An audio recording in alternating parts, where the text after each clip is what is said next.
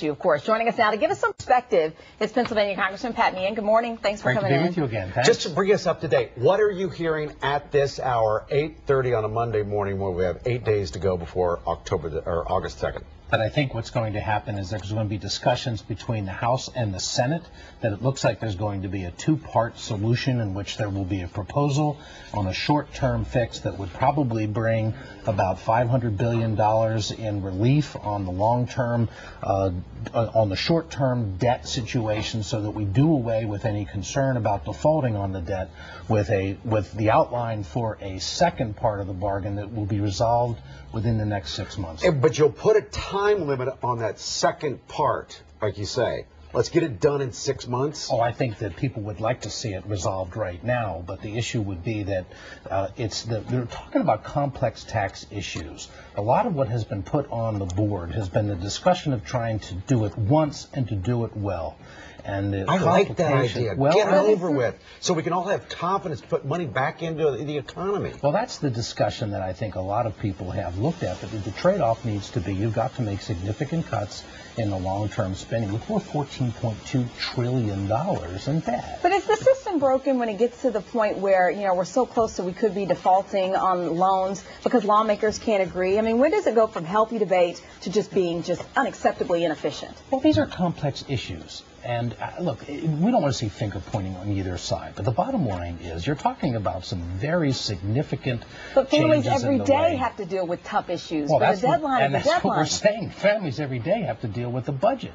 And we're trying to make Washington live like families are doing every day, in which there's a commitment to saying that we can't continue to spend, 40% more than we're taking in every year. And that's where a lot of the adhesions need to be broken through. It just seems like, though, that it seems like Republicans sometimes want this to continue. Let's do a temporary thing so we can still be arguing about it next year and blame it on the president. For the election season. No, quite the opposite. I don't think anybody wants to see this go on for any significant period of time. It's that you have to get real commitments in order to find the resolution. We've put things up on the table. I mean, this is the problem has been, we twice now, for the second time, have put up a real plan with real details. I know, in February you did that. And this is the second time, so you open yourself to a lot of scrutiny. But there has yet to be a plan. There has yet to be any kind of a specific articulation of what will come out of the White House. It drives me crazy. The president says that he's going to look at entitlements finally. But why doesn't he just put a specific plan on the table? Tell us all. Come in front of the White House and just, what we want. This is what I want to do. We'll accept it. A lot of us will. That's been the tremendous frustration that we have had. And we have put something on the table and said, if you don't like this, then give us something with details so that we can compare the two.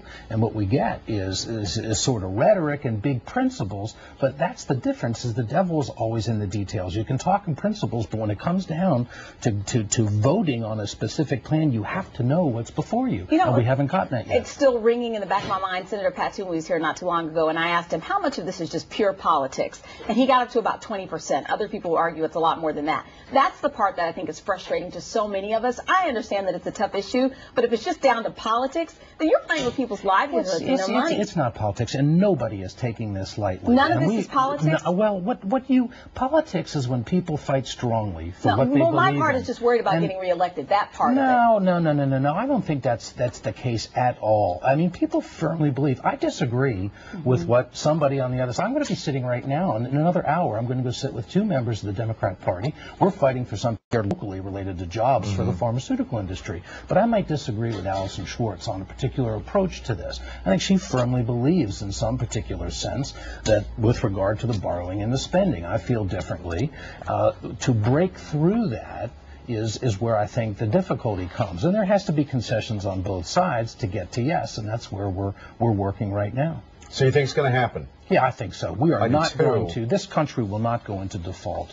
I just don't believe. But the question is, how are we going to get to the long-term resolution? And that's where I think people saw an opportunity at this time not to continue to kick the can down the road, but to deal with it for once and for all. So I think what we're going to get is a short-term step that will set it up for real negotiations for a longer term fix. Before you leave us this morning, really quickly, you only have about 20 seconds. So sorry. Talk to me really quickly. I know you guys are working to create jobs. There's a program coming up, or you're going to announce it, right? Yes, we're going to go and bring money back here into the United States to keep these pharmaceutical jobs here in the United States, as opposed to going overseas. This is something we can all agree on. It's a great opportunity for our region. 1 in 6 jobs here in the life sciences industry in our region. Fight to keep them here.